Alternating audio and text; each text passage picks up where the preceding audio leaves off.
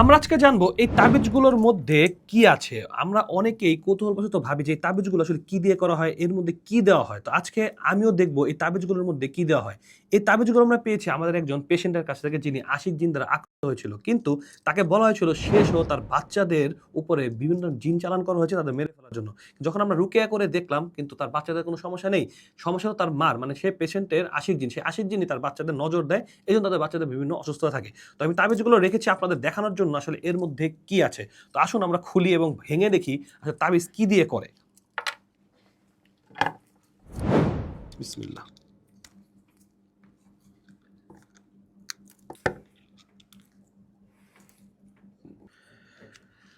তো অনেকক্ষণ চেষ্টা করার পরও এটা থেকে আমরা আসলে কাগজটা বের করতে পারলাম না। আমরা অন্যটা ট্রাই করতেছি, দেখি ওটার পারে কিনা।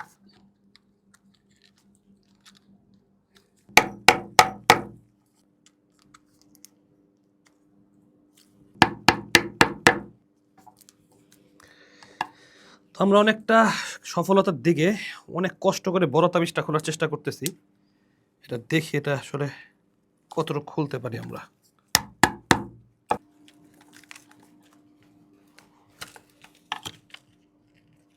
তো আমরা দেখলাম যে তাবিজের ভিতরে সূরা দেওয়া হয়েছে জিন, মানে কোরআনের আয়াত। তো আপনাদের কাছে একটি প্রশ্ন, এই সূরাটা নিয়ে বা এই কোরআনের আয়াতটা নিয়ে কি সে ওয়াশরুমে যাবে না? সে কি ফরজ গোসল তার হবে না? মানে সে নাপাক থাকবে না? এটা কি তার শরীরে লাগিয়ে রাখা কি কোনোভাবে বৈধ? আপনি নিজেরাই আপনার প্রশ্ন করুন যে কোরআনের আয়াতকে এভাবে ঝুলিয়ে রাখার জন্য এসেছে? কারণ আমরা জানি রাসূল সাল্লাল্লাহু আলাইহি ওয়াসাল্লামের যুগেও কিন্তু জিন জাদু ছিল। রাসূল সাল্লাল্লাহু নিজে জাদুর মধ্যে আক্রান্ত ছিলেন। রাসূল কি কোরআন আয়াত এভাবে ঝুলিয়ে রেখেছিলেন?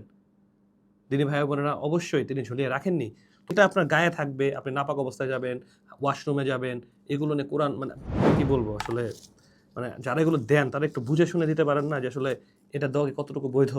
আপনারা এগুলো না করে কোরআন সুন্নাহর কাছে আসুন, রুকিয়া ঝাড়ফুঁক করুন, কোরআন পড়ে ফুঁক দিন। যেমন সূরা জিন দিয়েছে, সূরা জিন পড়ে আপনি ফুঁক দিন। আপনি সূরা ইখলাস, ফালাক, নাস পড়ে শরীরে ফুঁক দিন, ইনশাআল্লাহ কাজ করবে। কিন্তু এভাবে ঝুলিয়ে রেখে কাজ করবে না। যেমন যদি আপনি ফল যেটা আছে, মানে আপেলকে আপনি গলায় ঝুলিয়ে রাখলে উপকার পাবেন?